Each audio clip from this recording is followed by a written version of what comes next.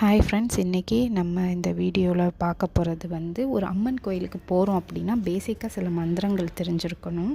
அதில் கண்டிப்பாக எல்லோரும் தெரிஞ்சுக்க வேண்டிய மந்திரம் அபிராமி அந்தாதியில் வர கடைசி பாட்டு. அதை நான் இப்போ உங்களுக்கு சொல்லித்தரேன். ஆத்தாளை எங்கள் அபிராமவல்லியை அண்டமெல்லாம் பூத்தாளை மாதுளம் பூ நிறத்தாளை புவியடங்க காத்தாளை அங்குஷ பாஷாங்குஷமும் கரும்பும் மங்கை சேர்த்தாளை முக்கண்ணியை தொழுவோர்க்கோர் தீங்கில்லையே. இந்த 3 சக்திகளையும் உள்ளடக்கிய இந்த தாய், கையில் எவ்வளோ ஆயுதங்களை வச்சுருக்கிற இந்த தாயை நமக்கு கும்பிடும்போது நம்மளுக்கு என்ன கஷ்டம் வரும்? எதுவுமே வராது அப்படின்றது கடைசி பாட்டோடைய அர்த்தம். எப்பயுமே எந்த கோயிலுக்கு போனாலும் அம்மன் கோயிலுக்கு போகிறப்போ இந்த பாட்டை பாடுங்க. நான் இதை தான் பாடுவேன்.